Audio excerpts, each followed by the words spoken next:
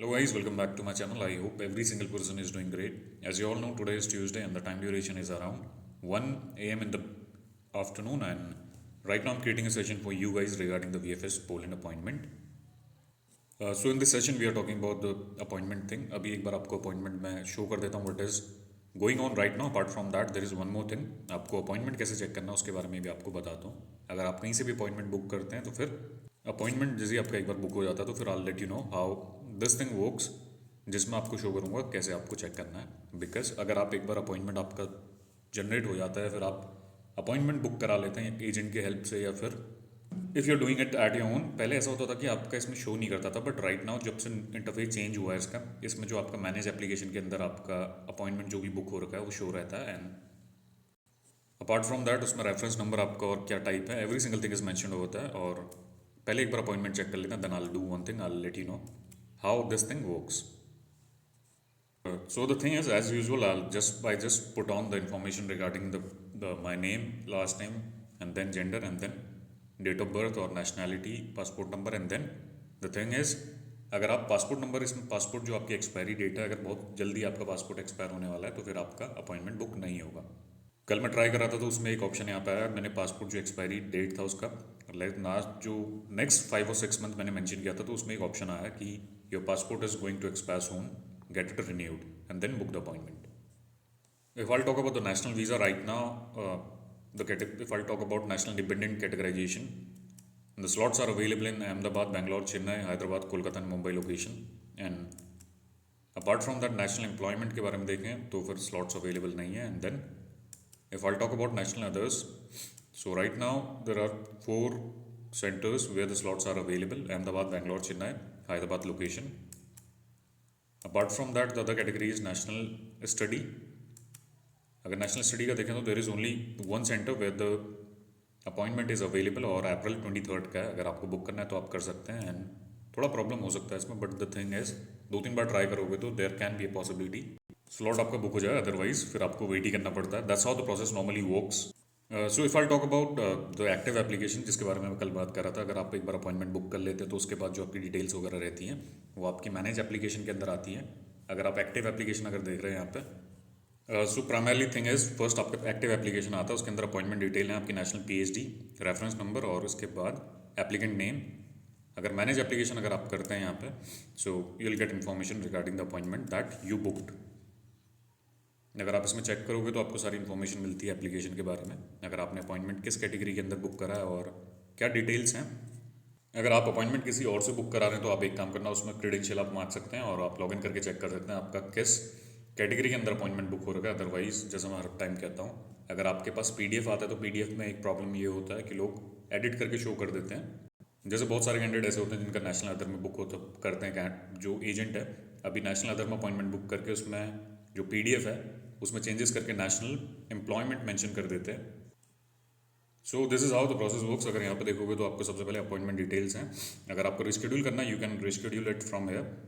And then अगर आपका जो कॉन्फर्मेशन लेटर है अगर आपको दोबारा चाहिए तो you can click on recent confirmation letter. अगर इसमें आप क्लिक करते हैं तो जो आपका ईमेल आईडी है, जो ईमेल आईडी आपके इस अकाउंट में आपका यूज़ हुआ है उसमें आपका एक दोबारा कॉन्फर्मेशन लेटर चले जाता है. Confirmation letter is the appointment letter जो आपको शो करना पड़ता है जब आप अपना अपॉइंटमेंट के दिन वहाँ पे जाते हैं. तो सबसे पहले आपको एक अपना कॉन्फर्मेशन लेटर शो करना पड़ता है कि आपका अपॉइंटमेंट कंफर्म है इस दिन का, इस डेट का, इस टाइम ड्यूरेशन के अंदर का.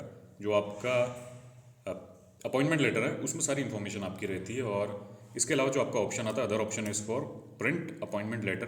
अगर आप इसमें क्लिक करोगे तो अगर प्रिंटर में आप कमांड वगैरह देना चाहते हो तो फिर आपका क्या होगा, आपका यहाँ से प्रिंट आउट निकल जाएगा. अपार्ट फ्रॉम दैट जो आपका ईमेल आईडी है, ईमेल आईडी पर अगर आप प्रेजेंट करते हैं तो ईमेल के थ्रू भी आप प्रिंट आउट निकाल सकते हैं.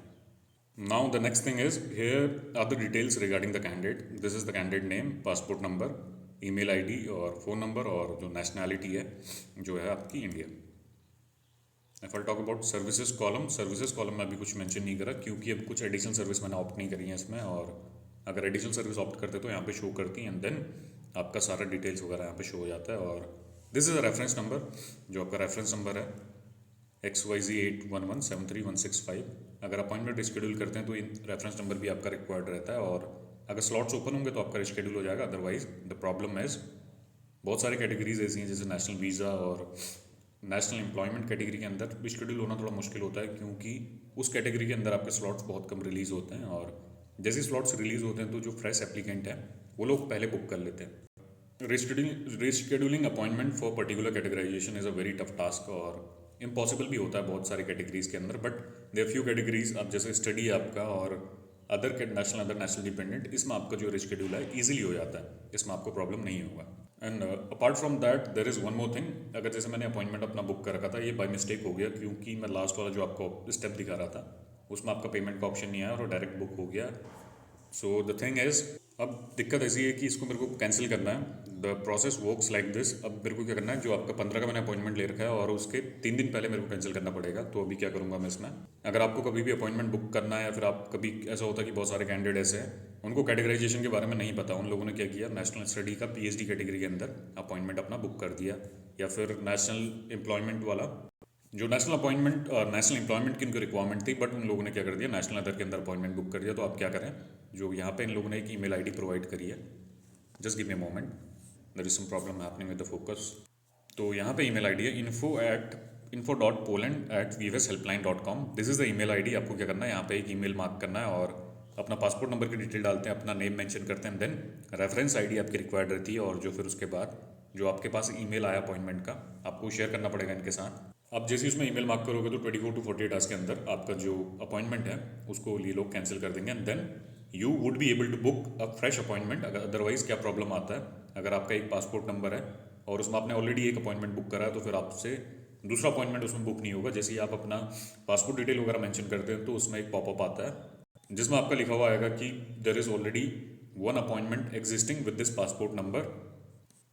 सो in that case you can do one thing, wait करो 24 to 48 आवर्स के अंदर। जैसे ही आपका कैंसिल होगा तो फिर क्या होगा, आपको एक कॉन्फर्मेशन आ जाएगा, your appointment has been cancelled, और फिर उसके बाद फ्रेश आप अपॉइंटमेंट बुक कर सकते हैं, अदरवाइज थोड़ा प्रॉब्लम होगा आपको। And apart from this there is one more thing, अगर 24 to 48 आवर्स के अंदर आपका प्रॉब्लम रिजॉल्व नहीं होता, अपॉइंटमेंट आपका कैंसिल नहीं होता, तो आप क्या करना, एक ईमेल मार्क करते रहना, उन लोगों से फॉलोअप लेते रहना, फ़ोन करते रहो उनको, ताकि वो 24 to 48 आवर्स के अंदर जल्द से जल्द आपका जो अपॉइंटमेंट है कैंसिल कर दें, ताकि आप फ्रेश अपॉइंटमेंट बुक कर सकें।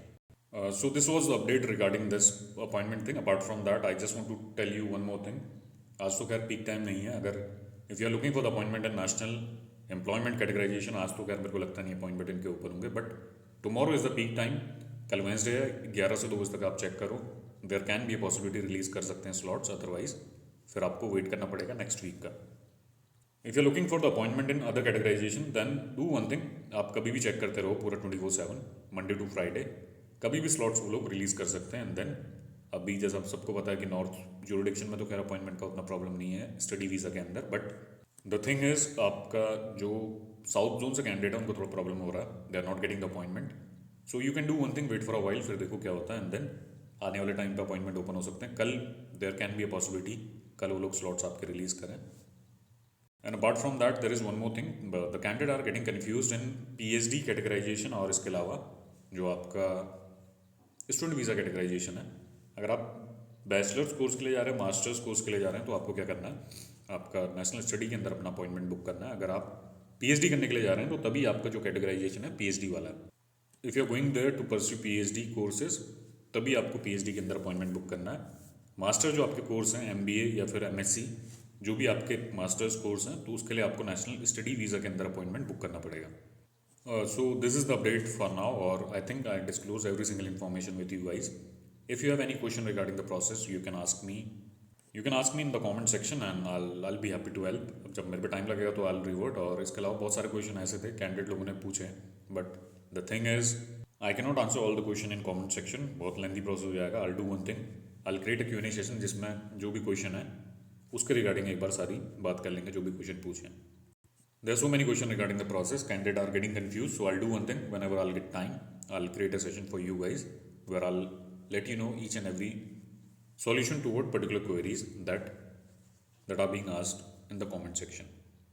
So that's all for now. Have a nice day. और देखो अब शाम के टाइम अगर लगा तो फिर शाम के टाइम पे अगर मेरे को टाइम हो तो I'll do one thing, I'll create a live Q&A. Thank you guys. That's all for now.